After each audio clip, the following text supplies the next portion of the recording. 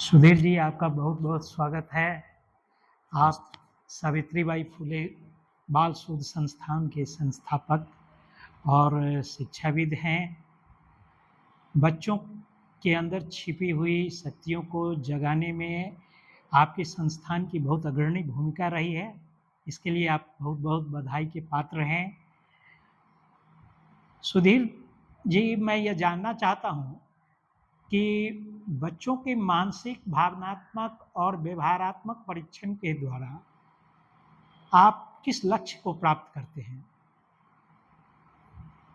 सबसे पहले हम आपके आशा कमल पब्लिक स्कूल को बहुत-बहुत धन्यवाद देंगे और हम आप अखिलेश भट्ट जी इसके संस्थापक हैं। इनको भी धन्यवाद देंगे कि उन्होंने एक मंच दिया।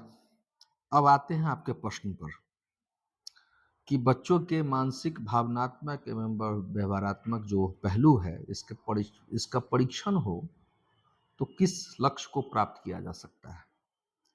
कहते हैं समा बुझ गई तो महफिल में रंग आया और जीवन गुजर गया तो जीने का ढंग आया। बच्चों के भीतर एक अद्भुत अद्भुत दुनिया है। बच्चे के अंदर एक अनोखी दुनिया है जिसको हम समझ ही नहीं पाते। अद्भुत संसार है, उसकी ऊर्जा भरी पड़ी हुई है, लेकिन उसके भीतर जो एक राग है जो काव्य बनने के लिए बेताब है, उस राग को अगर आप नहीं समझे तो वही राग रोग बन जाएगा। तो बिल्कुल ये सही। बच्चों का मानसिक, भावनात्मक और ये जो व्यवहार में व्यवहार की जो पहलू पर जो परीक्षण होता है, इसके माध्यम से हम बच्चों के भीतर जो अ, अद्भुत उसकी दुनिया है, उसको हम जानने का काम करते हैं और उसी के आधार पर हम गतिविधि का निर्धारण करते हैं। बहुत अच्छा। अगर हमें शुरुआती स्तर पे बच्चों के व्यक्तित्व के मजबूत पक्ष एवं हुँ, बच्चों के व्यक्तित्व का कमजोर पक्ष की जानकारी हो जाती है, तो निश्चित तौर पे हम एक ठोस कदम उठाएंगे। और बच्चे का जो विकास है मानसिक, भावनात्मक, यह बहुत सारे पहलू से जुड़ा है, समाज से भी जुड़ा है, परिवार से भी जुड़ा है। तो इन सभी परीक्षण में इन सारी बिंदुओं का समावेशन होता है और इसका लक्ष्य ये प्राप्त हो सकता है कि बच्चे के भीतर जो ऊर्जा है उसको उपयुक्त मंच मिल सकता है। बच्चे की ऊर्जा जो बानर के भांति भटक रही है उसको हलवान बनाया जा सकता है। उसको एक मंच पर मिल सकता है जो प्रपंच में फंस चुका है। यही बहुत बहुत बहुत अच्छा है। ये निश्चित रूप से ये चीज़ें बच्चों के व्यक्तित्व के विकास में महत्वपूर्ण भूमिका निभाएगी। मैं सुधीर जी आपसे एक और प्रश्न का जवाब चाहूँगा कि बच्चों के अंदर अत्यंत क्षमताएँ छिपी हुई रहती है। बहुत सारी ऐसी प्रतिभाएँ हैं, बहुत सारे ऐसे कौशल हैं जो अनछुए रह जाते हैं, कभी जीवन भर वह सतह पर नहीं आते हैं। तो उनके अंदर जो छिपी हुई शक्तियाँ हैं, उनको सतह पर लाने में आप अपने संस्थान के द्वारा बच्चों को संपूर्णता में खिलने में किस तरह से भूमिका निभाते हैं? इस पर आप थोड़ा-सा प्रकाश डालें। अखिलेश भट्ट जी, आप देखेंगे कि बच्चे,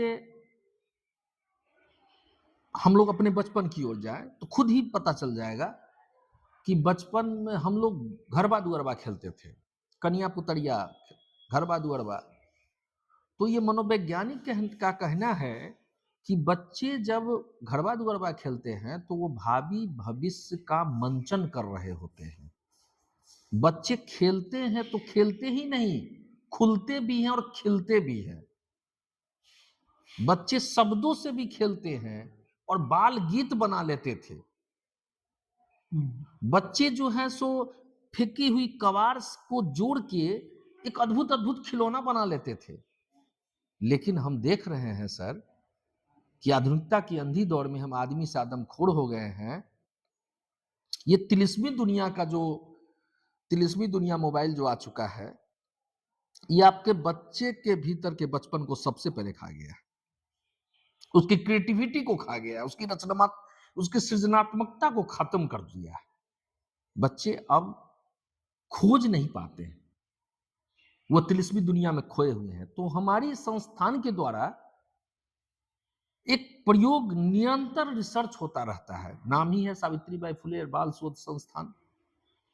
तो रिसर्च होता है जिसमें हम बच्चों को की भीतर की अद्भुत दुनिया को जानने का प्रयास करते हैं, और बिल्कुल तकनीकी, जैसे हमारे बैजनाथ जी हैं, क्लिनिकल साइकोलॉजिस्ट हैं, ये हमारे साथ हैं, ये परीक्षण करेंगे। परीक्षण के बाद हम लोग बच्चों के व्यक्तित्व के मजबूत पक्ष और कमजोर पक्ष की जानकारी रखेंगे, और उन सभी पक्षों की जानकारी के बाद हम गतिविधि का निर्धारण करेंगे। जैसे बहुत सारी उपचारात्मक शिक्षा भी गतिविधि का निर्धारण करेंगे, जैसे चित्रकथा लेखन, संवाद लेखन। उसके बाद आपको बता दे ये हस्तलिखित अखबार, जिससे बच्चों को स्वतंत्र चिंतन का अवसर मिले। रोबोटिक लैब, जिससे बच्चे जो हैं सो अपनी जो मतलब उसके भीतर जो ऊर्जा है उसको वो समझे और उसको मंच पर लाने का प्रयास करे।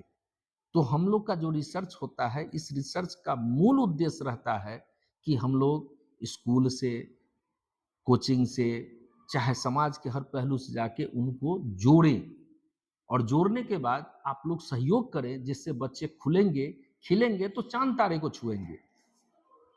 केवाईसी जानना चाहिए। बैंक कहती केवाईसी मतलब नो योर कस्टमर, हम कहते हैं नो केवाईसी या know your children, child is a father of man. और हर बच्चा खास है, जैसे बीज के अंदर छिपे पौधे को जमीन की तलाश है, संगीत सोया है कोयल में, बस बहार के मंच की तलाश है, बादल की धड़कन में मोर की थिरकन है, सावन आने का इंतजार है, ये गजब की प्यास है, अनोखी तलाश है।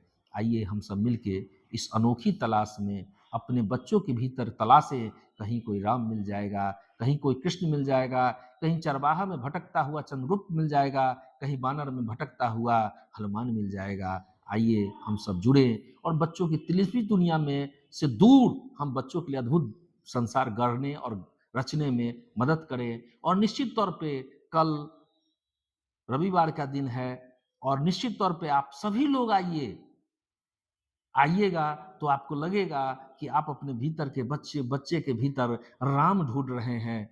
ये मनोवैज्ञानिक परीक्षण होगा, आपके हाथ में एक कार्ड होगा जिससे बच्चे के मजबूत पक्ष और दुर्बल पक्ष की जानकारी होगी, बच्चे के लिए गतिविधि निर्धारण होगा, और इसके लिए अद्भुत दुनिया है, अद्भुत अनोखा कार्यक्रम है। इसके लिए हम अखिलेश भट्ट जी और आशा कमल पब्लिक स्कूल का बहुत बहुत धन्यवाद देते हैं, जो सावित्रीबाई फुले जो बाल शोध संस्थान है उसके इस रिसर्च को जमीन पर लाने का काम किया है। धन्यवाद।